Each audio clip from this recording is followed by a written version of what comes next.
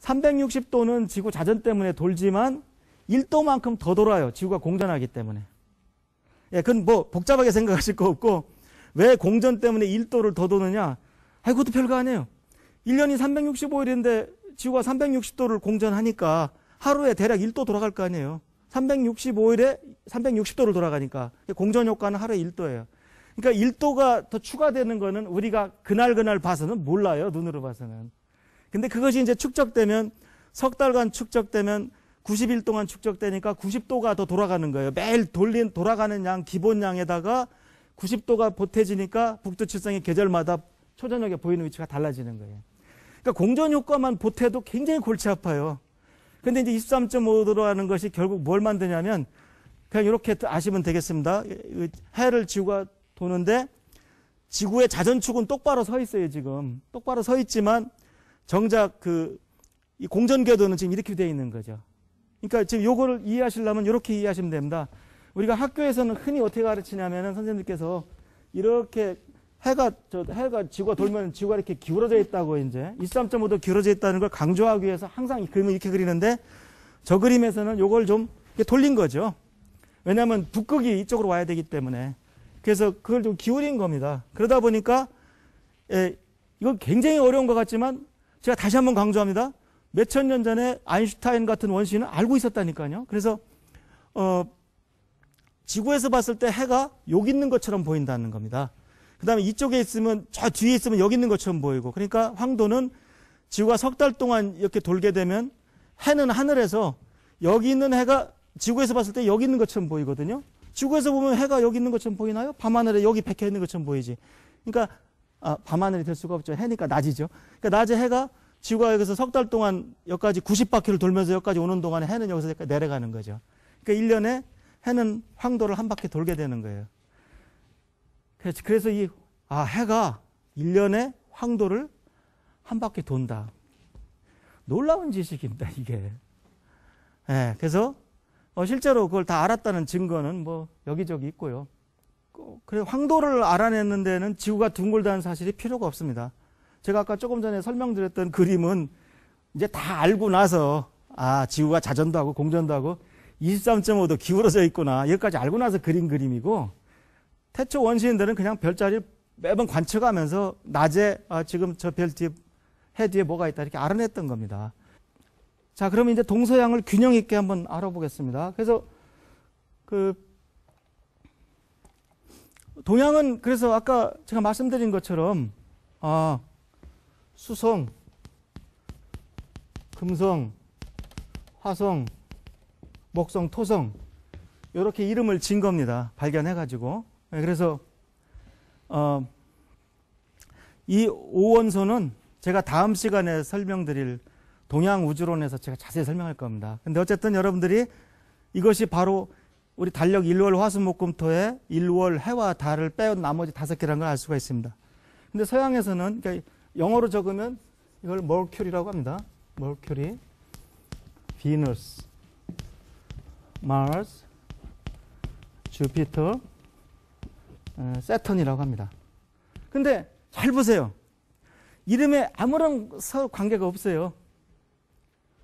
금성이 비너스를 번역한 게 아닙니다. 이건 다 서양의 신들인데요. 서양은 그러니까 똑같은 신화시대, 우리는 신화시대에 오원소를, 동양인은 오원소를 개발했고, 서양에서는 신에 따라서 이름을 지은 겁니다. 그래서 하늘의 신인 주피터가 이제 그 중에 제일 두목이죠. 그 다음에 이제 세턴이 있고, 전쟁의 신 마스가 있고, 미의 여신 비너스가 있고, 신들의 사자인 머큐리가 있습니다. 근데 제가 아까 말씀드렸지만 이게 다 이유가 있습니다. 수성 같은 경우는 두 다리 쪽가 있고 두 다리 쪽가 있고 막 왔다 갔다 하니까 심부름 시키면 딱 좋잖아요. 그 신 중에서도 심부름만 하는 신이 있어요. 좋게 말해 신들의 사자예요. 그래서 이 이름은 아무 상관이 없어요. 왜? 동양에서도 행성 따로 보이고 서양서 따로 봤기 때문에 이렇게 같이 이렇게 문화가 쌓아온 거예요. 근데 나중에 이제 공부하시겠지만, 나중에 그때 또 자세히 설명드리겠지만, 천체망원경이 발견되면서부터 천왕성은 사람 눈에 안 보이거든요. 그러니까 망원경이 서양에서 나왔기 때문에 천왕성을 발견해서 이제 서양에서 유라누스라고 이름을 짓는 거죠. 우리가 외래어로 적을 때는 우라노스라고 적는데, 이제 유레누스라는 천왕성을 발견해요. 그것이 이제 나중에 뭐 동양 비단길이나 뭐 통해서 동양에 전수되면서 이게 뭐냐? 서양의 하늘신이란 말이죠. 그래서 천왕성으로 이제 번역이 되는 거예요. 여기서부터는 이름이 같아요. 황도 12궁도 마찬가지입니다. 서양에서 전갈이면은 동양에서도 전갈입니다. 그 말은 전수됐다는 뜻입니다. 예, 그다음에 마저 얘기하면은 해왕성을 발견하게 되죠. 이게 한참 뒤입니다. 이건 뭐 1800년 때입니다. 넵튠이 서양의 용왕이란 말이죠.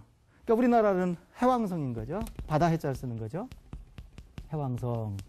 그다음에 이제 맨 마지막에 지금 최근에 행성대 반열에서 쫓겨났습니다만 플루토는 서양 염라대왕이란 말입니다. 그러니까 명왕성.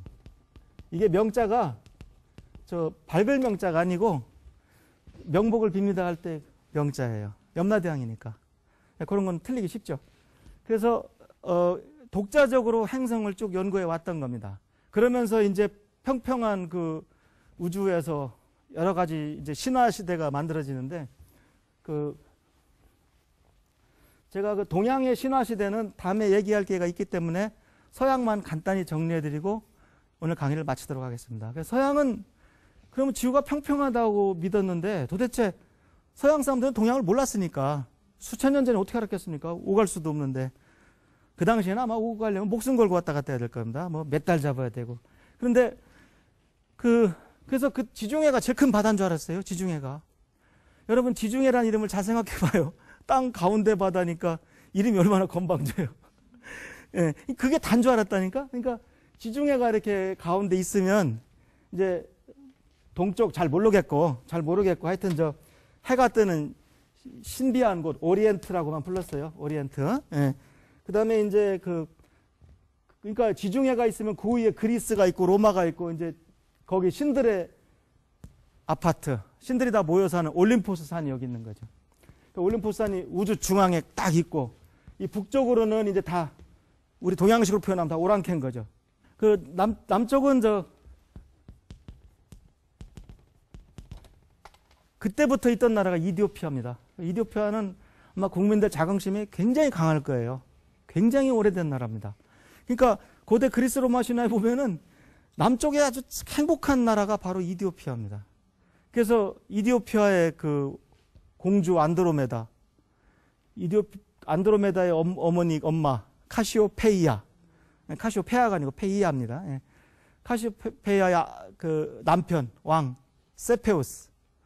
그 다음에 안드로메다 고래한테 지중해에 묶여서 죽기 직전에 그 구출하는 사위 페르세우스. 이게 별자리 다 있어요, 오늘날. 그러니까 그 별자리들이 하늘에